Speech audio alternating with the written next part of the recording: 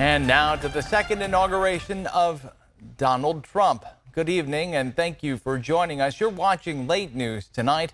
I'm Luke Clary.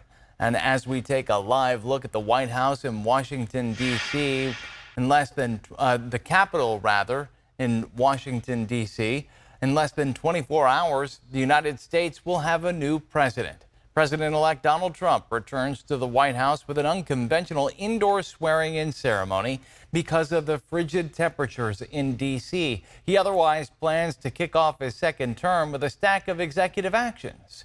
ABC's Christian Cordero has the details from Capitol Hill.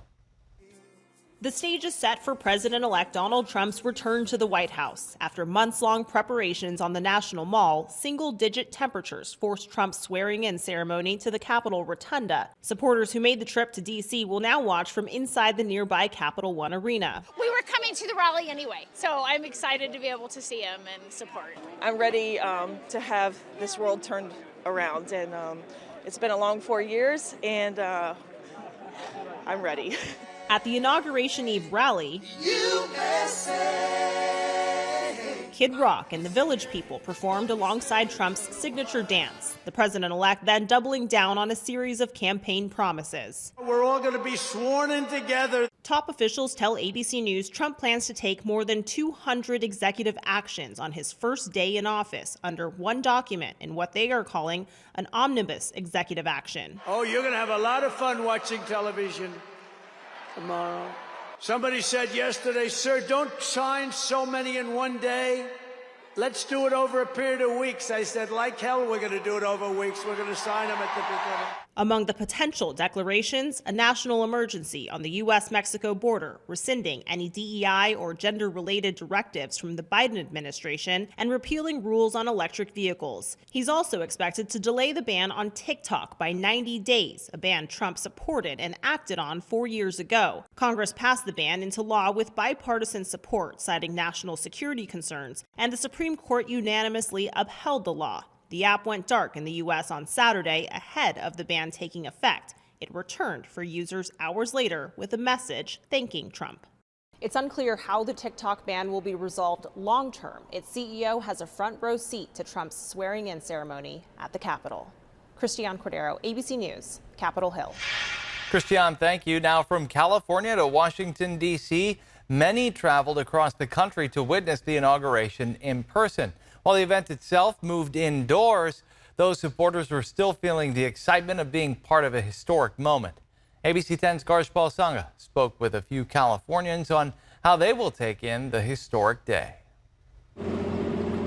Changes and modifications are what many supporters face, looking to take in history. The whole vibe in Washington, D.C. this week has just been amazing. Through it all, Kimberly Hunt from Elk Grove has made the most of her trip, taking in President-elect Donald Trump's victory rally, even as she, her fiancé, and friends had to wait in line for 9 hours.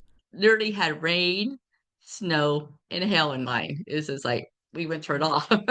It's been an iconic time in history. While she originally planned to attend the swearing-in ceremony, she'll now be watching it from a hotel. We're all excited about what our future is now.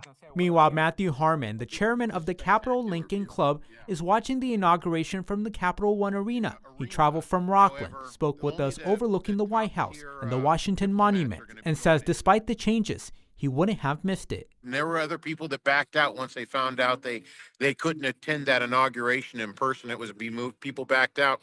I still would have came. Love it. Harmon is optimistic about the future, both for California and the country.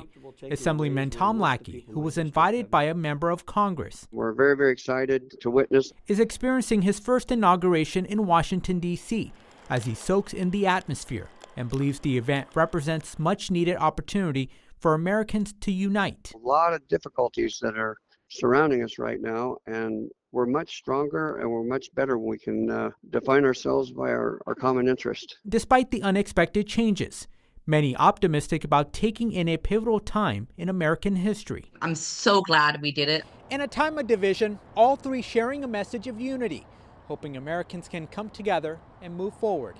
Reporting in Sacramento, Garshpal Sangha, ABC 10. Garshpal, thank you. And ABC 10 will have live coverage starting tomorrow of Donald Trump's inauguration. Trump and Vice President-elect J.D. Vance are scheduled to be sworn in at 9 in the morning and then followed by the official farewell for President Biden and Vice President Harris. You can stick with us all day for coverage on our ABC 10 Plus TV streaming app.